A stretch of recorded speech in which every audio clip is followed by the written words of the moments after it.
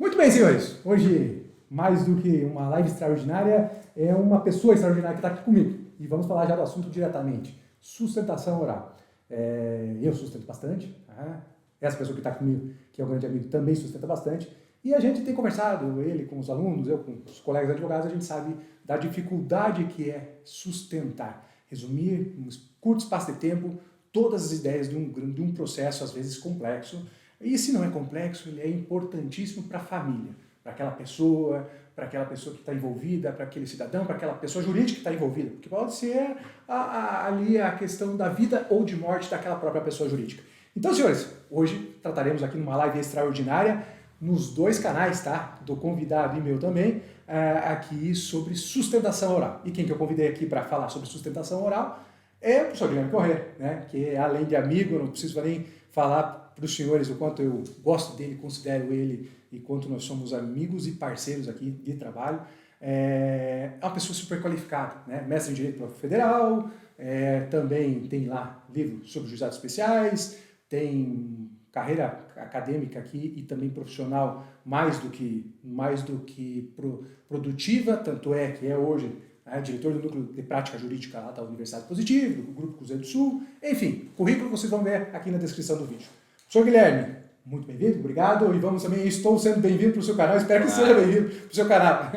Vamos fazer essa transmissão em conjunto, senhoras e senhores. Sr. Guilherme, vamos falar de sustentação oral, que nós, nas nossas conversas, obviamente, nós sempre ficamos ali, você foi sustentar 2 semanas atrás, eu sustentei 1 mês atrás, casos que daí chamam a atenção até às vezes pelo comportamento do quórum, pelo comportamento do cliente, pelo nosso próprio comportamento.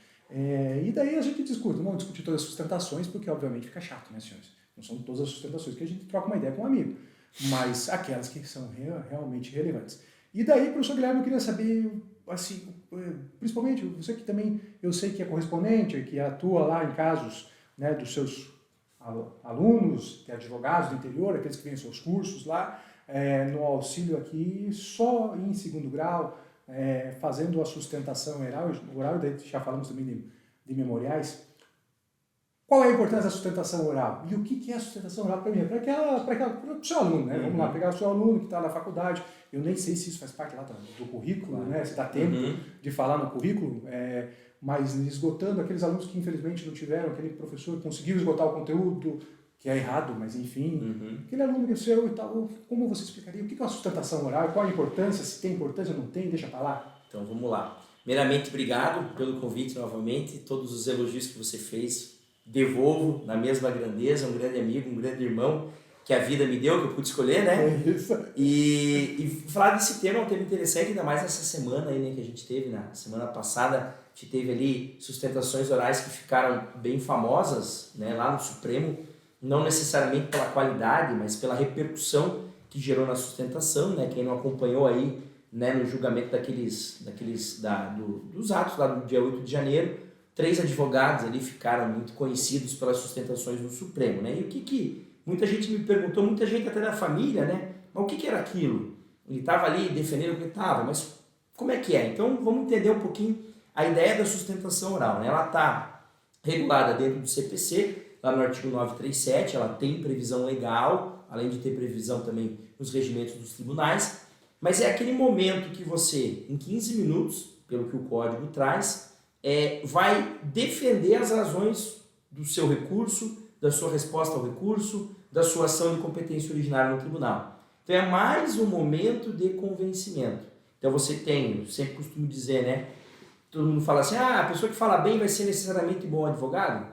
Ela tem uma das características para exercer uma das funções da advocacia, que é também a sustentação oral. Porque o recurso a gente sabe que ele é escrito no Brasil, as peças são escritas. Então é mais um momento de convencimento. E aí quando me perguntam, professor, é um momento determinante? Eu costumo dizer que hoje, obviamente, que a importância da sustentação oral, ela diminui muito quando o código exige, né, que o relator leve para a sessão de julgamento o voto dele pronto, mas é um momento que você pode convencer os demais membros do quórum ou até alertar o relator que tem ali um voto que foi feito pela sua equipe, que estudou o processo de uma forma, talvez alertar o relator de algum ponto que ele não tenha pego, né? Eu sempre costumo dizer, às vezes lá um recurso que tem muitos fatos envolvidos, principalmente a questão fática bastante complexa, você dentro de uma peça escreve tudo aquilo, mas às vezes não deu a atenção necessária, ou às vezes o relator não leu com a atenção necessária. E quando você fala, talvez esse falar, opa, isso me deixou aqui uma pulguinha atrás da orelha, eu vou pegar esse processo para analisar de volta. Então eu sempre costumo dizer que não pode achar que a sustentação oral sozinha vai ganhar um caso, mas também não pode dizer que ela não serve para absolutamente nada. Infelizmente, a gente ouve alguns profissionais dizendo isso, eu discordo, eu respeito a opinião, de dizer que não, sustentação oral não serve para nada. Como disse lá a advogada no Supremo, o voto já vem pronto. Sim, mas é mais um momento de você tentar fazer a pessoa voltar atrás ou tentar convencer um outro. Talvez ainda não esteja com o ponto firmado. Então, em linhas gerais, para que serve a sustentação? Como mais um elemento de convencimento decorrente do próprio princípio do contraditório. Perfeito. Quando eu também vejo muitas pessoas criticarem a sustentação oral, e eu realmente, lá no início, sempre sustentei, né?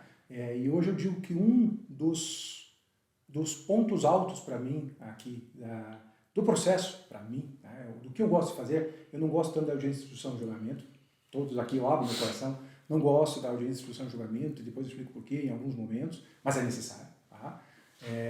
Mas a sustentação oral é o ponto alto para mim da onde eu gosto de atuar. Se eu puder só sustentar, casos meus, obviamente, né, eu sustentaria, só que eu não sobreviveria porque não posso viver só de sustentação. Mas porque você tem que ser conciso, objetivo, você tem que dominar amplamente o processo, saber linha por linha daquilo que está dentro do processo, até para não levar, eventualmente, uma advertência com razão. Tem muito advogado também chega, pega o processo, começa, enfim, a tergiversar, não vai no ponto, e daí é por isso até começa a criticar. E às vezes o julgador se irrita com razão. Eu também, se estivesse lá, me irritaria com razão. Mas falando da sustentação oral, então, é o primeiro ponto, né, a previsão legal, e aqui só fazer um parêntese, que a culpa foi minha, nós vamos falar de sustentação oral no processo civil. Tá? Nos direcionaremos ao âmbito do processo civil e em específico do processo comum ordinário. Não vamos falar de turmas recursais, que o tempo é mais limitado, as previsões são diferentes, regimentos internos, enfim. E também vamos falar de sustentação oral no criminal. Mas, veja, tenho excelentes amigos que posso trazer, se vocês acharem interessante. Se achar interessante, comenta aí no vídeo, tanto para o Sr. Guilherme, no vídeo aqui no meu canal. Quero saber de sustentação oral no âmbito criminal. Vou convidar, tenho ótimos amigos, professores, nós temos ótimos amigos professores e ótimos amigos advogados. Né? Os advogados que fazem sustentações orais brilhantes. Então, aqui mas só fazendo recorte, saibam que nós vamos falar de sustentação oral no âmbito do processo civil. Muito bem. O que eu queria aqui, vamos debate, tá, senhores? Não vamos aqui fazer só uma exposição do professor Guilherme. A ideia é, nós dois somos aqui advogados, ele vai trazer também um âmbito acadêmico, trabalhando como trabalha diariamente lecionando, mas aqui é o debate. Primeiro ponto, tá? A importância da sustentação oral para mim quando você fala que ela não pode trazer uma diferença no processo, você não conhece de sustentação oral e não conhece de processo. Tá? Porque o bom relator, e eu digo mais, né, aquele relator cuidadoso, né, que sabe, que quer dar o seu voto de forma mais embasada possivelmente, tentando não errar, uma das partes vai ficar insatisfeita, porque uma ganha e a outra perde, é do processo, tem que ter. Aquele relator, quando você faz uma boa sustentação oral e aquilo que você mencionou, pode chamar a atenção do relator, o relator fala, puxa, mas eu não vi sob esse ponto de vista. Quantas vezes nós mesmos nos pegamos sem saber daquele ponto de vista? Puxa, não, mas eu não tinha visto sobre esse ângulo do argumento. Será que mesmo não é relevante? E ele tira de pauta. E fazendo só uma breve confissãozinha, eu lá, quando iniciei minha carreira, isso já vão 21 anos atrás, sustentando, quando o relator pedia vista do seu próprio voto, eu falava, nossa, que vergonha, né? Puxa, como é que o relator pede vista? Hoje eu me penitencio, porque se ele pediu vista, é porque ele é um bom juiz. Preocupado. Ele falou, não, mas se eu analisei, se a minha assessoria analisou, também, senhores, né? Vamos falar aqui de assessoria, o juiz não faz tudo sozinho, o advogado não faz tudo sozinho. Quem faz tudo sozinho é mágico, não dá, tá? Então vamos dourar a pílula aqui, não.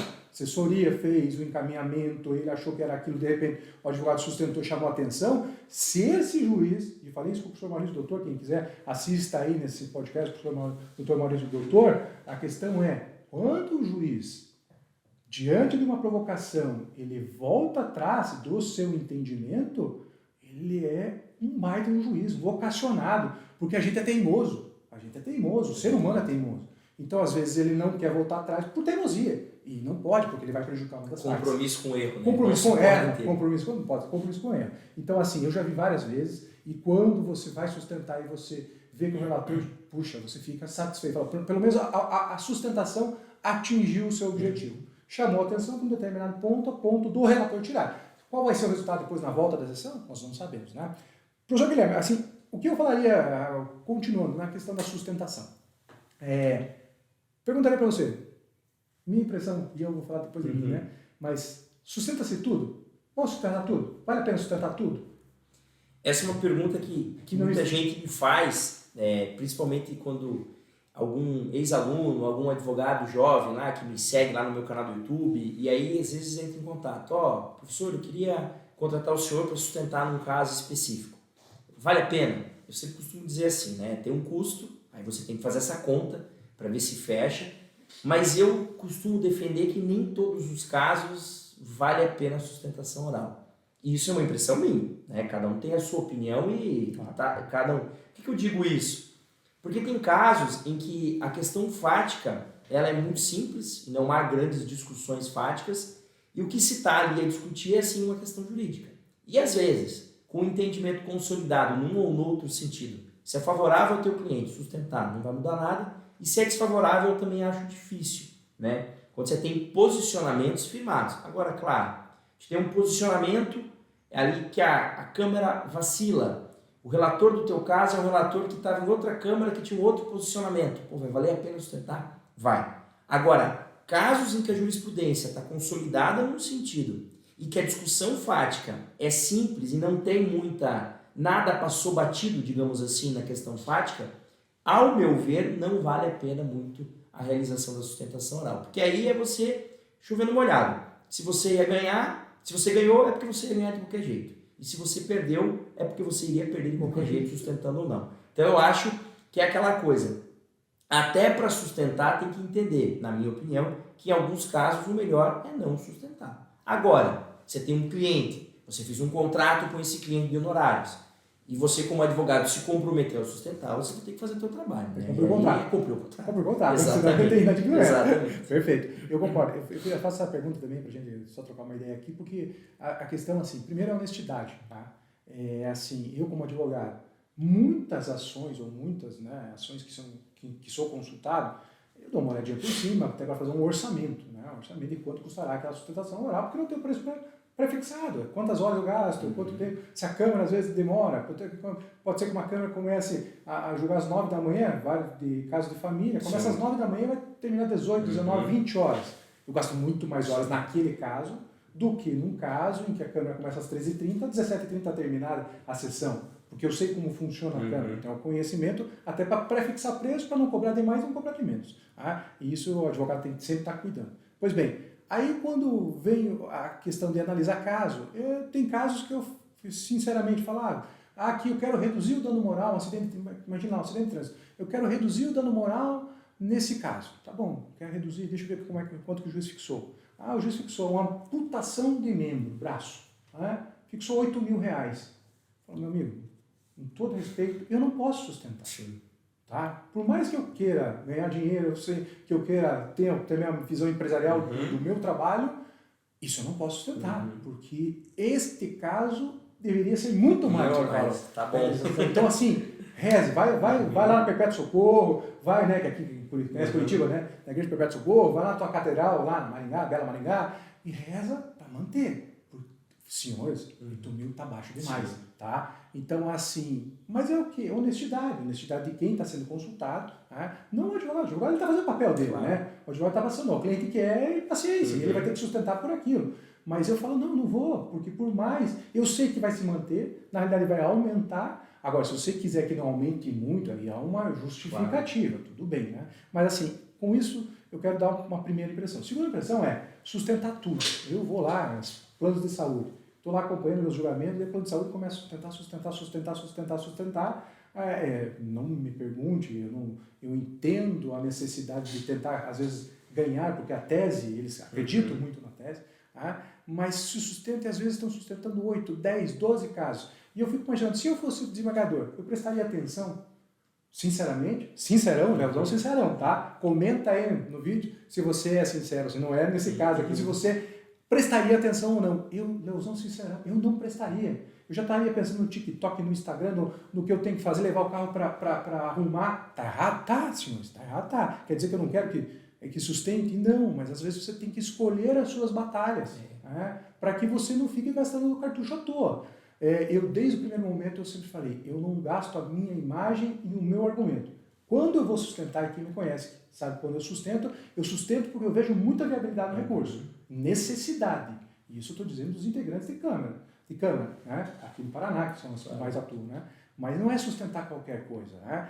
Então acho que isso é importante, que fica uma dica para os novos advogados, enfim, para que a gente possa ter esse cuidado. E quando mais uma coisa para finalizar esse tópico das impressões, eu também acho que é importante assim você reconhecer os seus limites. Tá? Você pede para o Leonardo, você sustenta no STF e no STJ? Não, não sustento, porque o ambiente para mim é diferente. O ambiente, eu já não me sinto à vontade. E eu sei que, por mais que eu tenha muito boa técnica, que eu seja muito esforçado, eu não vou desempenhar tão bem quanto eu desempenho nos lugares que eu atuo. Geralmente eu atuo, porque cada corte tem um modo de trabalhar. Né? Então, assim, também às vezes, você reconhecer a necessidade de fazer uma parceria, de contratar um advogado mais experiente, para que ele saiba como conduzir. E daí a gente vai falar de impressões, né, de acontecimentos antes das sessões e depois, durante as sessões, né, que eu acho que também é importante. Agora, só para os advogados novos ainda continuar aqui numa linha cronológica lógica. Né? Você lá é contratado, eu sou contratado. Como é? Tá, aceitei, não. Nesse caso, cabe sustentação. Imagina que o advogado lá botou no seu contrato que tem que sustentar e tem que cumprir, senão não é adimplemento. Qual seria o roteiro para o advogado novo para ele começar a sustentar? Né? Assim, o que você diria? Eu vou começar por um erro que eu vejo muita gente cometendo, de achar que a sustentação oral vai consistir em você conhecer muito bem o teu recurso ou conhecer muito bem as tuas contrarrazões e com isso debaixo do braço e ir lá sustentar. Eu acho que esse é um grande erro. Você achar que conhecer tão somente o recurso, conhecer tão somente as contrarrazões é o suficiente para você fazer uma boa sustentação. E por que eu digo isso? Me lembro que uma vez eu fui contratado para fazer uma sustentação e passei um valor lá pro cliente e aí ele aceitou e eu comentei com a Bruna. Né? Para quem não conhece, a Bruna é minha esposa, ela é magistrada e ela disse assim, nossa amor, mas o cara topou pagar isso? Pô, é um recurso, é 15 minutos que você vai falar. Eu falei, não, mas não é 15 minutos lá e ler o recurso dele. Aí deu a semana da sustentação, ela via que todas as noites, ali depois que eu botava as crianças para dormir, eu fiquei ali por 3 ou 4 noites, das 9 à meia-noite, lendo e estudando o caso. Ela falou, gosta de dar trabalho. Eu falei, claro que dá. Por quê? Porque eu tenho para mim, e eu acho que todo advogado deveria ter, que a pessoa que mais tem que conhecer o processo é um advogado, não pode ser o juiz. Se o juiz conhece mais o processo que eu estou atuando do que eu não acho que mérito dele, é demérito meu. Porque ele, numa tarde, vai julgar 30, 40 processos em que ele é o relator, fora os que ele vai votar como vogal. Então é óbvio que ele vai ter um conhecimento menor do processo, ainda que ele se dedique. Eu tenho que estar sempre uns 10 passos à frente dele. Então eu quero conhecer o processo de cabo a rabo. Então a primeira dica é, você tem que conhecer tudo do processo. Por quê? Porque se eventualmente um desembargador fizer uma pergunta para você, o que não é usual, mas pode acontecer, de no final da sua sustentação ele fala, olha, tem um ponto que você falou ali, mas eu não entendi. Poderia me explicar? Aí você fala, mas eu também não entendi. Porque eu fui contratado para sustentar e por isso eu li o recurso. Uma vez eu vi um advogado falando isso. E o relator falou, doutor, o problema é seu. Você está representando um cliente. Claro. Você tem que conhecer o processo. Com certeza. Não, mas é que eu fui contratado muito em cima. Então, doutor, não aceitasse o caso. Agora, isso não é uma desculpa. Então, passo 1, para mim, conhecer muito bem o caso, além da peça que você vai para sustentar. Mas, claro, na sustentação é o momento de você defender as teses do seu cliente. Tese para manter a sentença, tese para reformar parcialmente a sentença, tese para reformar integralmente a sentença, tese para declarar nula essa sentença, é conhecer bem as teses. E por que eu digo que é conhecer bem? Porque quando você vai estruturar, estudou o caso, eu conheço o caso todo, eu sei as teses, às vezes você é pego de surpresa na sustentação. Teve um caso em que eu tinha preparado lá a minha sustentação para apresentar as 6 teses. E quando eu fui sustentar, o relator fala assim, doutor, antes do senhor começar, sobre o argumento tal, nem precisa tratar, porque sobre isso eu já reconheci de ofício. Quando ele diz isso para mim, se eu tenho um simples decoreba da minha peça para falar, ele me quebrou, porque opa, no meu esquema aqui, tirou algo do meio agora, como é que eu faço? Vai sobrar 3 minutos da minha sustentação? Não. Como eu estou preparado, eu uso esses 3 minutos para aprofundar mais todas as outras teses. Então, regra para mim básica é conhecer muito bem o caso, conhecer muito bem as teses que você tem ali dentro do seu recurso, né? E a terceira dica que eu dou é treino. Ninguém nasce sabendo. Então eu vejo, às vezes tem alunos que falam para mim assim, nossa, professor, você tem o dom de falar, você tem o dom de dar aula. Não é dom, é treino. Eu dou muita aula. Quando eu comecei a dar aula, eu dava aula e levava um gravador no bolso. Voltava do caminho da faculdade para casa, eu ficava ouvindo o que eu tinha falado, para ver se eu gostava do meu tom de voz, para ver se eu gostava da entonação que eu dava durante a aula, para não ficar uma aula só no mesmo tom, para ver se o que eu falava estava certo, para ver o que eu falava se estava claro.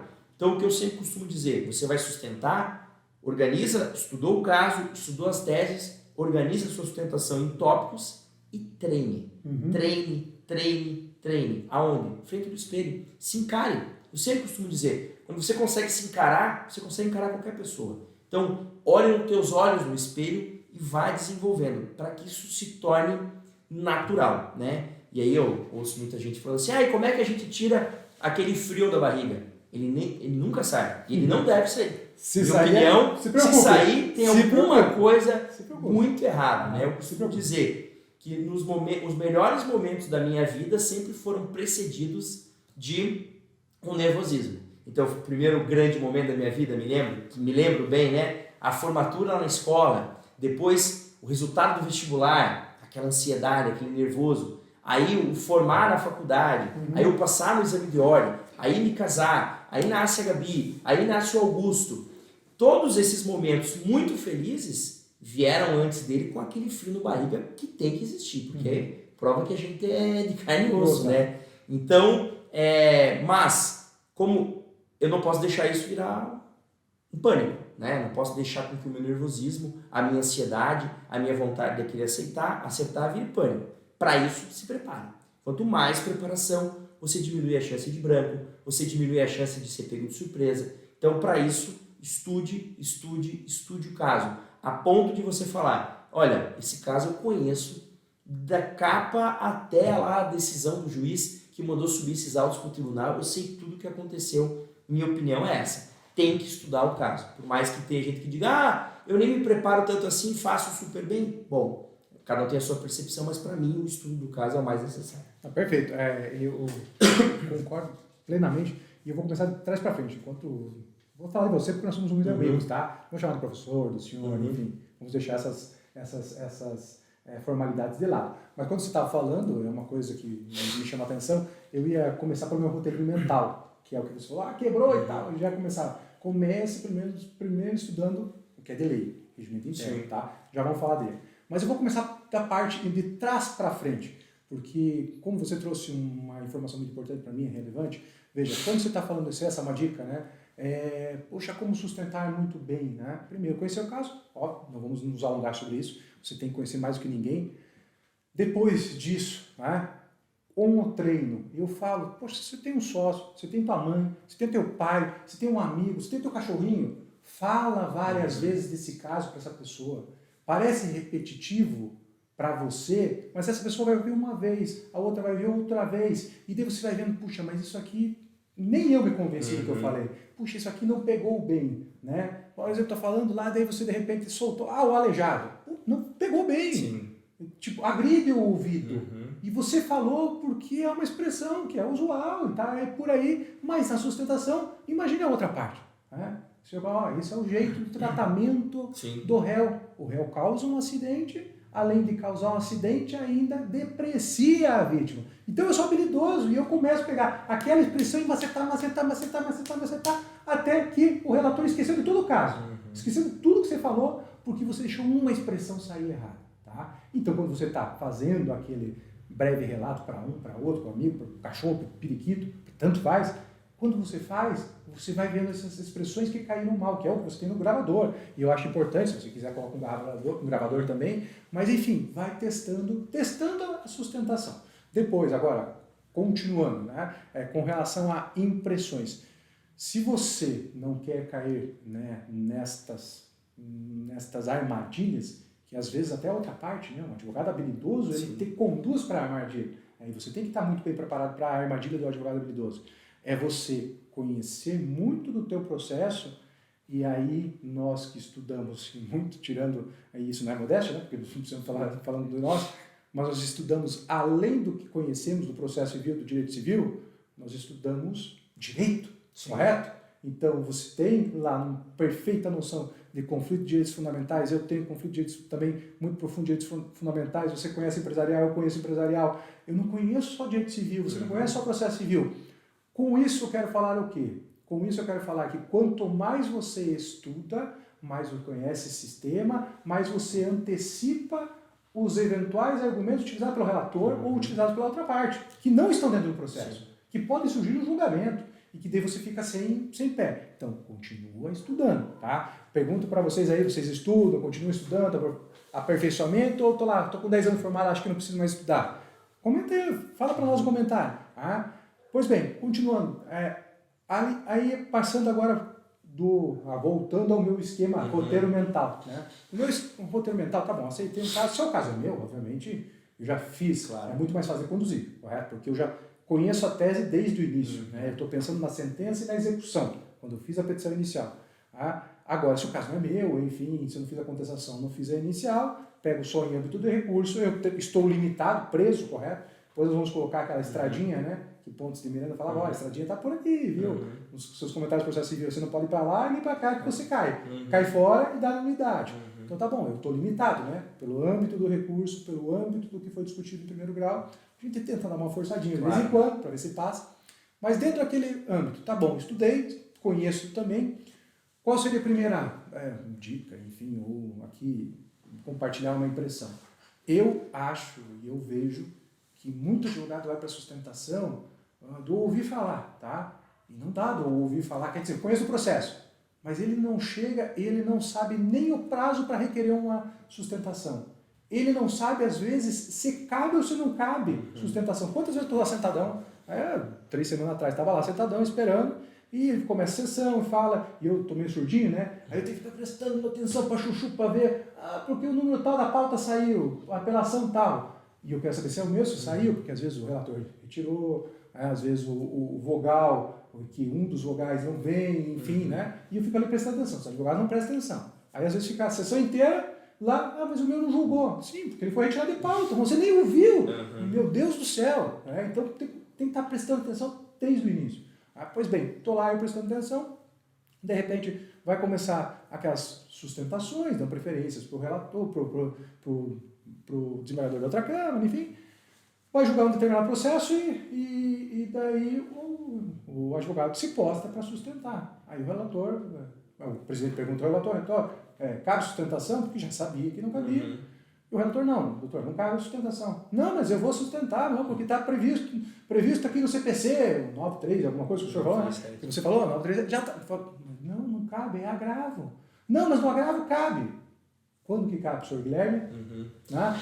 Fala aí, que a gente já fala o agravo, né? Muita gente acha que cabe em tudo, na verdade não. Pelo código, cabe no agravo quando se tratam de o agravo que atacou decisão que concedeu, não concedeu, que analisou tutela provisória, né? Que versou tutela provisória.